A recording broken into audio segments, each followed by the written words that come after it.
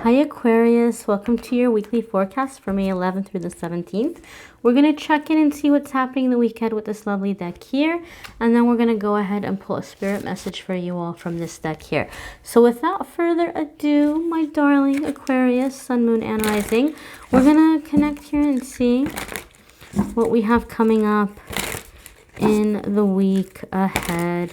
I'm getting the number 7 for you guys, Aquarius. And so for me in my readings, that means this is a week where you're going to have a lot of activity happening with your intuition. You're being asked to listen to your intuition. So you're receiving messages. We'll look at the cards and see what's coming up. But right off the bat, that's what I'm getting for you guys. And so, wow, I shuffled. Whoa, you guys saw me shuffle, Aquarius. You guys saw me shuffle. But this is the first card that came up for Scorpio. So, and I just did that reading and something was like, oh, do Aquarius now. So there could be a similarity in the energies somehow, even though I know you guys are not a water sign, you're an air sign. There could be something happening energetically where maybe some of you are working with a Scorpio or partnering up with a Scorpio on a project or a collaboration. Or if you have a very close friend or family member who's a Scorpio, they might kind of be a big part in what's happening for you moving ahead in the coming weeks and months. They might, maybe they're going to step up and have your back. They're going to be helping you get some work done, getting something off the ground. Really significant energy in this way. So overall though, let's put Scorpio aside. Overall, Aquarius, your first card here with 3 of Coins is letting us know that there is some kind of building, some kind of laying down the foundation for something.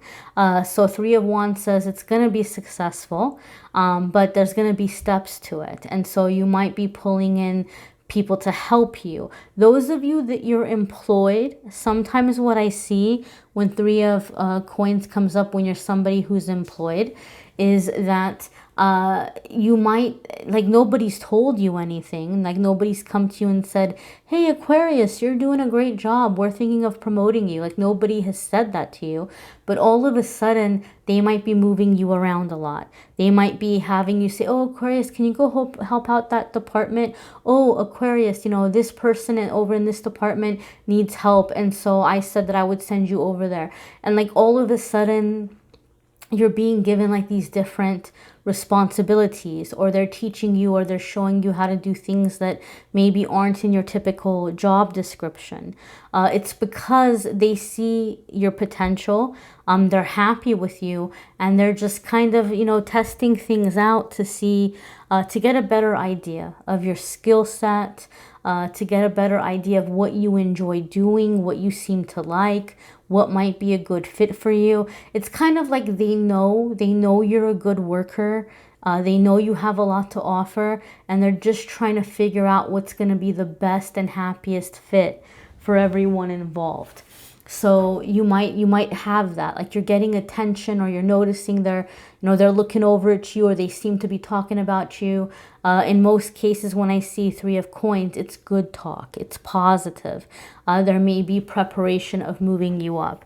And sometimes, and I know this is more of a collaboration card, sometimes 3 of Coins can be something with a mentorship as well. So there could be someone who's coming in and giving you a sense of like coaching, or saying, all right, Aquarius, here's what you got to do, especially if you're trying to launch something in terms of like a website or a business or something, or you're doing something very independent. Some of you might be getting coaching from someone very experienced that's giving you some advice on how to succeed. Okay, your next card, my darlings, is the Knight of Wands. And so when Knight of Wands comes up, and we're not focusing on love and romance in the weekly, because when Knight of Wands comes up for me in love reading, it has like kind of a different energy. But in this instance, Aquarius, you know, because we did the love reading separately, we already did those, and those are in the description.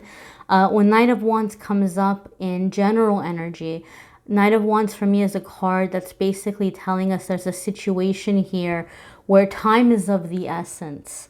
You're going to have to think fast. You're going to have to make some quick decisions. If there's offers coming in for you, you have to be very quick about weighing the pros and cons in your head and making the best possible, thought out, educated decision and choice that you can make, because it's not going to be on the table for very long. There's a window of opportunity and you don't want to miss it.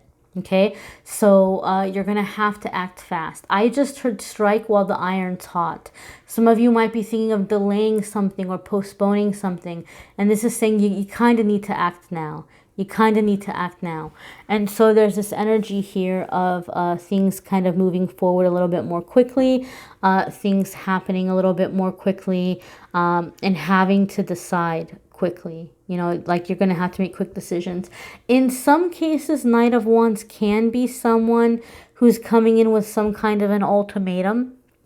And so some of you might be experiencing that. Keep in mind, we do have planets going into retrograde. We're still under that really intense Scorpio full moon energy, and emotions are going to be running high for a while. And there could be people that are giving you some kind of ultimatum, Aquarius. You know, maybe they're wanting you to change things around for them, or they're wanting you to be around more, or you know, they want things to be their way in some way.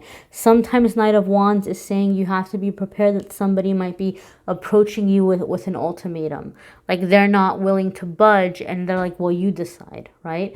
But I feel like you have your hands very full and very busy right now with some type of a career goal or collaboration. And that might be what the ultimatum is about. Maybe they don't like it, or maybe they want to be in on it, or maybe they want a bigger piece of it, right? So you might be renegotiating something with someone who's been helping you or partnering with you. You might be like, okay, well, let's get this figured out right now before we move forward any further. Next card here, and I just went through the whole thing, how we're not focusing on love and romance. And Spirit's like, well, maybe we are a little bit. We have the Lover's card coming up here. Now, I want to say something. The Lover's card traditionally in tarot, before, like when the tarot first came out, when it was like the new craze, when it was the new kid in town, the Lover's card wasn't called the Lovers. It was called the Choice, or it was called the Decision. I've even heard that some decks refer to it as the Sacrifice, because the real meaning with the Lovers is having to choose between two things, right? And we got that. We got an ultimatum energy. We got like having to think quickly. So to have the Lover's card come up, that's really confirming for us, Aquarius, that you're going to have to make a decision. You're going to have to pick. You're going to have to decide what your deal breakers are. You're going to have to decide what you're willing to sacrifice, what you're not willing to sacrifice. And for some of you, this can come by way of romance. For some of you, it can come by way of your love life, right? It might be having to make a love decision. Now, for other ones of you, this could be business, it could be a family situation, it could be a financial situation. I just heard custody dispute. For some of you, there could be something coming up with like custody. I don't put that on anybody, but you might have something going on with co-parenting situation, or like a custody thing. So if that's the case, you know, stay grounded, call on Archangel Raguel to help you come to fair, constructive agreements as quickly as possible that will be in the best and highest good for everyone involved, especially the children, right? We want to make the children the focus. But obviously that's not going to be for all of you. In other ways, the Lovers, if you're dealing with a romantic situation and you've got the Knight of Wands, you need to keep in mind that if your person's coming in, if they're showing up as a Knight of Wands, this is someone who's going to come in and out. You know, Knight of Wands isn't here for a long time. He's here for a good time. So maybe you're going to have to think long and hard before you let this person in. Okay, for some of you, that might be the instance, or that might be the situation. Some of you could be dealing with a Gemini. The Lover's card is the card of Gemini. There could be a Gemini that's coming in and helping you with these decisions. There could be a Gemini who's coming in and being a significant part of your process moving forward as well. Your next card here, my darlings, is the Eight of Cups. Now, this is interesting to me because Eight of Cups for me, okay, in general, Eight of Cups in tarot, we all know it as this card where somebody is searching, right? Like something is missing, they're not sure quite what, and they go off to find it. They go off to find this missing cup. But one thing I've noticed over the years as a reader, and I do a lot of readings for a lot of business people or a lot of career-minded people, one thing I've seen about Eight of Cups is it tends to come up for someone who's a bit of an overachiever. Like they'll put a goal to their mind and they won't rest until they get it. And they work really hard. They work their butt off. It's a huge success. You know, their wish came true in that sense. But, you know, and of course they're happy for a little bit. I emphasize a little bit. And then they're like, man, you know, like, I'm glad that I accomplished that. I'm glad that it went well, but I thought I'd feel different. I thought I'd be happier. Well, maybe I picked the wrong goal. Maybe I should have picked a bigger goal, or maybe I should have picked a goal in a different area of my life. And then it becomes this constant quest for happiness, right? Like, well, if I hit a certain level in my career, then I'll be happy. You hit that level in your career, you're still not happy. Well, maybe I need to get a specific degree. You get the degree, you're still not happy. Maybe I need to start my own business. You do that, you're still not happy. Maybe I need to find a boyfriend or a girlfriend. You do that, you're still not happy. Maybe I need to get married. And it goes on and on and on. You hit each milestone and you're like, oh, well, that wasn't it, right? So the Eight of Cups is basically telling me the good news here is that whatever you're working on this week or whatever you've been working on, you're going to experience success this week. Eight of Cups is telling me that. So in that way, let's be happy about that. Hallelujah. Let's be happy about that. But then you're going to feel like this feeling or this sense of, but I thought I'd feel different. So Eight of Cups is basically saying you need to find your spiritual connection. There's this void inside of you, and until you find the spiritual connection, you're not going to feel full with anything. You're not going to feel that sense, like you're not going to find what you're looking for, because what's missing is the spiritual connection. You'll have the success in career, you'll have the success in your love life, but something will forever feel missing until you fill that up, right? And you don't have to go to church, or you don't have to get all into, like, you know, a metaphysical stuff and crystals and cards, unless those things resonate with you. But you do have to connect with your sense of Zen. What gives you a sense of peace? What gives you a sense of like being connected to the love that flows through the universe? What are some loving things that you can do? What are some things that make you feel good, that make you feel fulfilled on an emotional and spiritual level? You need to start connecting in this way.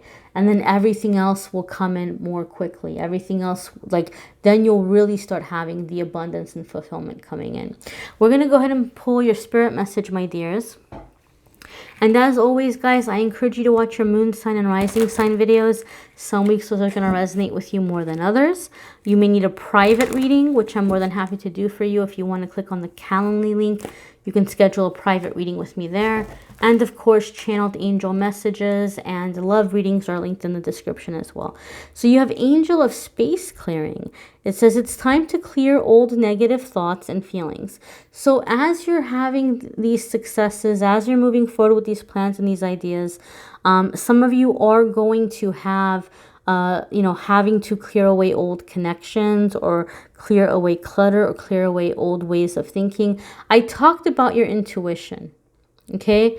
And so you have this third eye is really jumping out at me here. So I feel this is a confirmation. We touched on it a little bit in your reading because we talked about how you're going to have some ultimatum or some decisions to make, and that's where your intuition is going to come in really handy, to listen to your intuition.